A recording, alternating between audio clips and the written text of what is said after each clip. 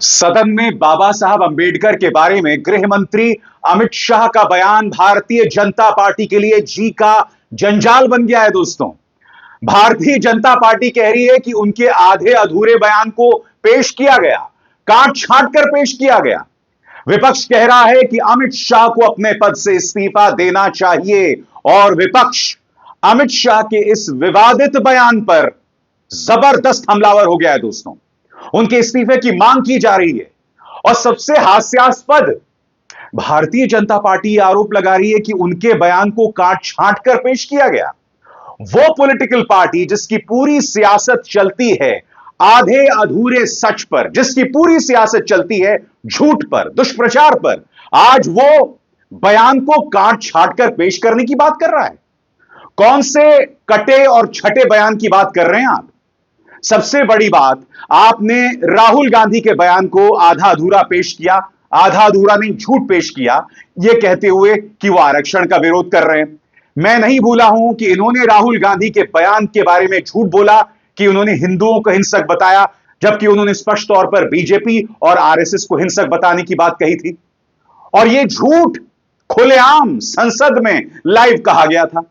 आज वो भारतीय जनता पार्टी आधे अधूरे बयानों की बात कर रही है, काट छाट कर बयानों की बात कर रही है। आपकी पूरी राजनीति उस पर चलती है। आप सब जानते हैं दोस्तों, अमित शाह का वो जो 18 सेकंड का बयान जो वायरल हो रहा है, उसमें अमित शाह ये कह रहे हैं कि अंबेडकर का नाम लेना अब फैशन हो गया है। अंबेडकर अंबेडकर अंबेडकर, इतना नाम भगवान का लेते तो 7 जन्मों में स्वर्ग मिल जाता। इसमें कौन सा आधा अधूरा बयान है?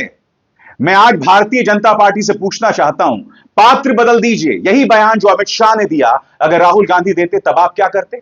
और उससे भी बड़ी बात, और कल्पना कीजिए इसी तरह से राहुल गांधी ने बाबा साहब अंबेडकर की जगह हमारे श्रद्धेय श्रीराम का नाम लिया होता कि श्रीराम का नाम लेना फैशन हो गया है, राम राम राम, इतना नाम अंबेडकर के लेते तो आपको स्वर्ग मिल जाता, तब भाजपा कितना बवाल करती, आप कल्पना कर सकते हैं। यानी कि ये जो मर्जी करते रहें और पूरा गोदी मीडिया लग गया है अमित शाह के बयान को जायज ठहराने। मैं आपको बतला दूं दोस्तों, इस मुद्दे पर बवाल हो गया है।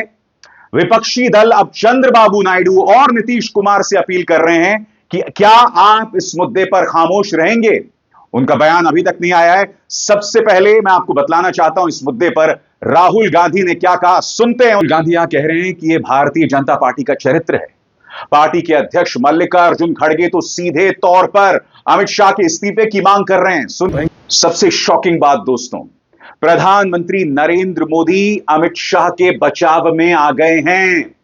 लंबा चौड़ा बयान दिया उन्होंने दोस्तों, और इस बयान में उन्होंने कांग्रेस पर प्रहार किया है। उन्होंने क्या कहा कुछ देर बाद, मगर तेजस्वी यादव कह रहे हैं कि हमारे लिए अंबेडकर फैशन नहीं पैशन है, फैशन नहीं जुनून है। सुनिए किस तरह से हमला बोल रहे हैं तेजस्वी यादव। उद्धव ठाकरे महाराष्ट्र के पूर्व मुख्यमंत्री, उन्होंने अपील कर डाली है नीतीश कुमार और चंद्रबाबू नायडू से कि क्या आप अब भी खामोश रहेंगे और आपकी खामोशी की क्या वजह है। सुनिए उद्धव ठाकरे किस तरह से प्रहार करते हैं। मगर सबसे ज्यादा उग्र अरविंद केजरीवाल दिखाई दे रहे हैं। उन्होंने एक लंबा चौड़ा बयान दिया है प्रधानमंत्री के बयान पर, और इंतजार कीजिएगा प्रधानमंत्री किस तरह से अमित शाह का बचाव कर रहे हैं उसकी भी हम चर्चा करेंगे। मगर सुनिए अरविंद केजरीवाल क्या कहते हैं। प्रधानमंत्री जी, मैं आपका यह स्पष्टीकरण पढ़कर स्तब्ध हूं। आपका कहना है कि कांग्रेस ने बाबा साहेब के साथ ठीक नहीं किया, तो यह बात आपको, आपकी पार्टी को और आपके गृह मंत्री को बाबा साहेब का अपमान करने का अधिकार कैसे देती है? कांग्रेस बाबा साहेब से गलत बर्ताव करती थी तो क्या आप भी करोगे? देश के प्रधानमंत्री का यह कैसा स्पष्टीकरण है? कल सदन में जिस तरह आपके गृह मंत्री ने बाबा साहेब का अपमान किया, उससे सारा देश गुस्से में है। और अब आपके इस बयान ने जले पर नमक छिड़कने का काम किया है। और अरविंद केजरीवाल यहां रुकते नहीं है। उनका जो पहला बयान आया दोस्तों, वो आपके स्क्रीन पर, यहां वो कहते हैं, देखिए कैसे अमित शाह ने संसद में बाबा साहब अंबेडकर का मजाक उड़ाया। इन बीजेपी वालों को इतना अहंकार हो गया है कि किसी को भी कुछ नहीं समझते। हां अमित शाह जी, बाबा साहब इस देश के बच्चे बच्चे के लिए भगवान से कम नहीं है। मरने के बाद स्वर्ग तो पता नहीं, लेकिन बाबा साहेब का संविधान ना होता तो आप लोग तो दबे कुचले गरीबों और दलितों को इसी धरती पर जीने ही नहीं देते। बाबा साहेब का अपमान नहीं सहेगा हिंदुस्तान। दोस्तों, आज अमित शाह पर यह सवाल इसलिए उठ रहा है क्योंकि यह वही भारतीय जनता पार्टी है जो संविधान बदलने की बात करती है। यह वही भारतीय जनता पार्टी है जिसके नेता अक्सर आरक्षण के खिलाफ बयानात देते रहे हैं। और सबसे बड़ी बात, इनके जो वैचारिक पूर्वज हैं, विनायक दामोदर सावरकर। मैं आपको बतलाना चाहता हूं, मेरे दोस्त हैं अशोक पांडे, और अशोक पांडे की यह किताब है आपके स्क्रीन पर, अशोक कुमार पांडे, सावरकर, काला पानी और उसके बाद। जब बाबा साहब अंबेडकर ने बौद्ध धर्म अपनाया था, तब बकौल अशोक पांडे उनकी इस किताब में उन्होंने सावरकर के बयान का जिक्र किया है, और उसमें सावरकर ने खरी खरी सुनाई थी बाबा साहब अंबेडकर को, उनका अपमान तक किया था। सवाल यही किया जा रहा है कि जो बात अमित शाह कह रहे हैं या संविधान को बदलने की बात जो अक्सर भाजपा के नेता करते हैं, क्या यह सोच वहीं से जुड़ी हुई है? मैं आपको बतलाऊंगा सावरकर ने कहा क्या, मगर सबसे पहले देखिए प्रधानमंत्री नरेंद्र मोदी उनके बचाव में किस तरह से आते हैं। अगर कांग्रेस और उसका सड़ा हुआ तंत्र यह सोचता है कि उनके दुर्भावनापूर्ण झूठ, उनके कई वर्षों के कुकर्मों, खासकर डॉक्टर अंबेडकर के प्रति उनके अपमान को छिपा सकते हैं, तो वे बहुत बड़ी गलतफहमी में हैं। भारत के लोगों ने बार बार देखा है कैसे एक वंश के नेतृत्व वाली पार्टी ने डॉक्टर अंबेडकर की विरासत को मिटाने और एससी एसटी समुदायों को अपमानित करने के लिए हर संभव गंदी चाल चली है। डॉक्टर अंबेडकर के प्रति कांग्रेस के पापों की सूची में यह शामिल है। उन्हें एक बार नहीं बल्कि 2 बार चुनाव में हराया। पंडित नेहरू द्वारा उनके खिलाफ प्रचार करना और उनकी हार को प्रतिष्ठा का मुद्दा बनाना, उन्हें भारत रत्न देने से इनकार करना, संसद के सेंट्रल हॉल में उनके चित्र को सम्मान का स्थान ना देना। कांग्रेस चाहे जितनी कोशिश कर ले, लेकिन वे इस बात से इनकार नहीं कर सकते कि एससी एसटी समुदायों के खिलाफ सबसे भयानक नरसंहार उनके शासन में हुए हैं। वे सालों तक सत्ता में रहे, लेकिन एससी एसटी समुदायों को सशक्त बनाने के लिए कोई ठोस कदम नहीं उठाया। प्रधानमंत्री, मैं आपसे एक सवाल पूछना चाहता हूं। जब आपके पार्टी के नेता संविधान को बदलने की बात कर रहे थे, अब की बार 400 पार, आपके पार्टी के बड़े बड़े नेता थे, राजस्थान की आपकी डेप्यूटी चीफ मिनिस्टर थी, क्या इनमें से किसी भी नेता को आपने कॉल करके उनके कान उमेठे, उन्हें डांट लगाई? ऐसी कोई जानकारी किसी के पास नहीं है। अब मुझे बताइए प्रधानमंत्री, ये जो आप तमाम बातें कर रहे हैं, इस बयान में भी आप सिर्फ कांग्रेस पर हमला बोल रहे हैं। यहां बाबा साहब अंबेडकर का सम्मान नहीं दिखाई देता है। आपकी भड़ास, सड़ा हुआ तंत्र, ये किस तरह की शब्दावली है? कांग्रेस और उसका सड़ा हुआ तंत्र, ये आपकी बौखलाहट है प्रधानमंत्री, और इसके अलावा कुछ नहीं। मैं समझ नहीं पा रहा हूं कि भारतीय जनता पार्टी अपने लिए गड्ढा क्यों खोद रही है, क्योंकि ये जानते हैं इनका पूरा एक प्रचार तंत्र है जो इनके गलत को भी सही साबित करेगा। सबसे दिलचस्प बात, मायावती का बयान, और मायावती ने यहां सीधे तौर पर गृह मंत्री की आलोचना नहीं की है, वो बैलेंस खेल रही हैं, जो अपने आप में बहुत शॉकिंग है। मैं आपको बताता हूं मायावती जी का क्या बयान है। कांग्रेस व बीजेपी एंड कंपनी के लोगों को बाबा साहेब डॉक्टर भीमराव अंबेडकर की आड़ में अपनी राजनीतिक रोटी सेकने की बजाय इनका पूरा आदर सम्मान करना चाहिए। इन पार्टियों के लिए इनके जो भी भगवान हैं, उनसे पार्टी को कोई एतराज नहीं है। आगे, लेकिन दलितों व उपेक्षितों के लिए एकमात्र इनके भगवान केवल बाबा साहब डॉक्टर भीमराव अंबेडकर हैं, जिनकी वजह से ही इन वर्गों को जिस दिन संविधान में कानूनी अधिकार मिले हैं, तो उसी दिन इन वर्गों को 7 जन्मों तक का स्वर्ग मिल गया है। अब आगे देखिए, मायावती एक बार फिर कांग्रेस और बीजेपी में बैलेंस कायम कर रही है, जबकि आप जानते हैं विवादित बयान अमित शाह की तरफ से आया है। मायावती जी क्या कहती हैं? अतः कांग्रेस, बीजेपी आदि पार्टियों का दलित व अन्य उपेक्षितों के प्रति प्रेम विशुद्ध छलावा है। इनसे इन वर्गों का सही हित वह कल्याण असंभव है। इनके कार्य दिखावटी, ज्यादा ठोस जनहितैषी कम है। बहुजन समाज वह इनके महान नेताओं, गुरुओं, महापुरुषों को समुचित आदर सम्मान बीएसपी सरकार में ही मिल पाया है। मैं समझ नहीं पा रहा हूं, बाकी सब कुछ बहन जी ने शानदार कहा, मगर मुझे ऐसा क्यों लग रहा है कि इस विवाद में और अमित शाह के इस बयान में, जिसको लेकर इतना बवाल हो रहा है, मायावती दोनों के एक मंच पर रख रही हैं? क्यों? यह समझ के परे है दोस्तों। और मैं आपको बतलाना चाहूंगा दोस्तों, इस मुद्दे पर टीएमसी के सांसद डेरेक ओब्रायन अमित शाह के खिलाफ प्रिविलेज मोशन लाने वाले हैं राज्यसभा में, यानी कि यह मामला यहां नहीं थमने वाला है। आज सदन के अंदर भी देखिए जबरदस्त बवाल हुआ, लोग अमित शाह के खिलाफ नारेबाजी कर रहे थे। यह इन तस्वीरों में साफ हो रहा है। नारेबाजी किस तरह से हो रही है, आइए देखते हैं। इस मुद्दे पर पश्चिम बंगाल की मुख्यमंत्री ममता बनर्जी भी अच्छी खासी उग्र दिखाई दे रही है। उनका बयान आपके स्क्रीन पर, द मास्क हैज फॉलन।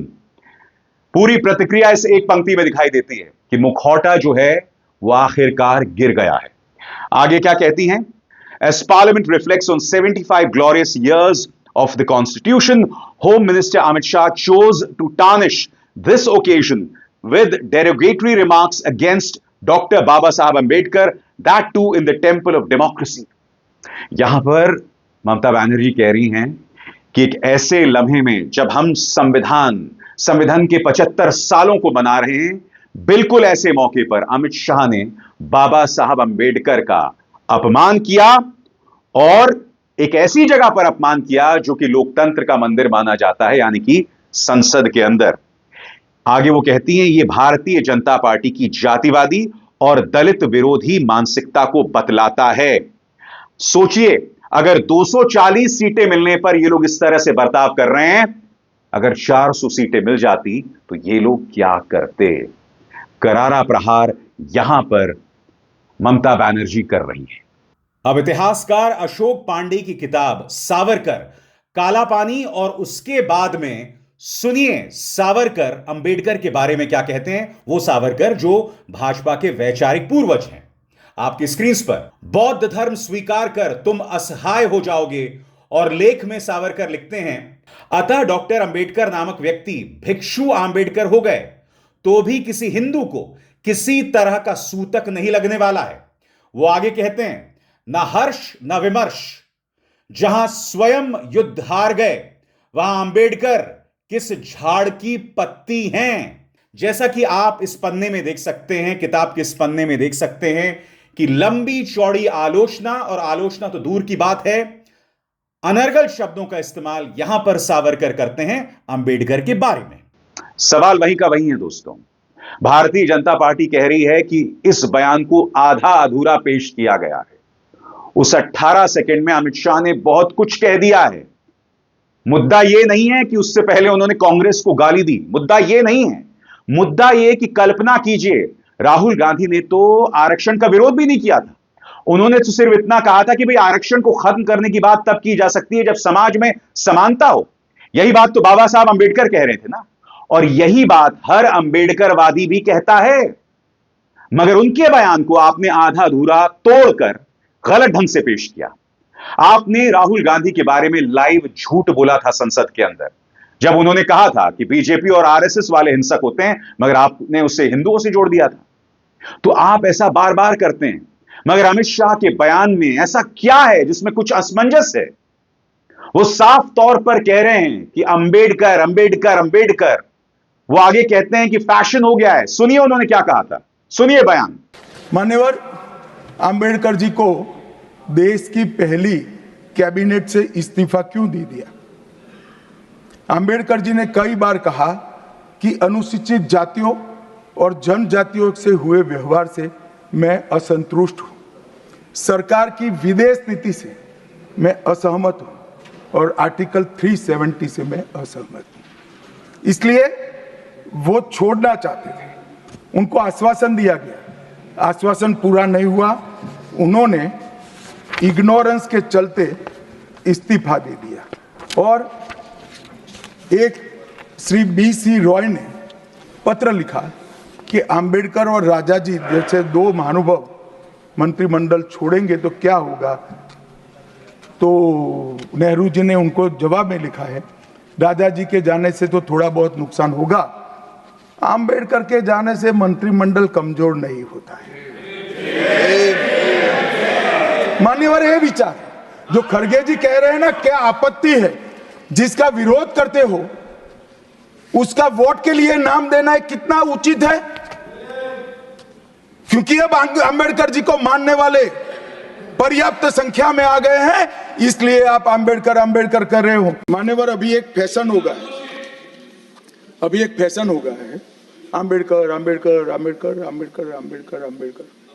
इतना नाम अगर भगवान का लेते तो 7 जन्मों तक स्वर्ग मिल जाता। अच्छी बात है ना? सुनिए तो। दूध का दूध, पानी का पानी। अब आपने आगे क्या कहा, पीछे क्या कहा, जिसमें आप कांग्रेस को गाली दे रहे हैं, वो मायने ही नहीं रखता है। मैं फिर कहता हूं, अगर राहुल गांधी ने इस तरह की शब्दावली का इस्तेमाल किया होता तब क्या होता? और उससे भी बड़ी बात, चूंकि यहां पर अमित शाह अंबेडकर और भगवान राम या भगवान को आमने सामने खड़ा कर रहे हैं, कल्पना कीजिए अगर राहुल ने यह बात श्री राम के बारे में कही होती तो तब क्या होता? इस चीज पर गौर कीजिएगा। अभिसार शर्मा को दीजिए इजाजत। नमस्कार।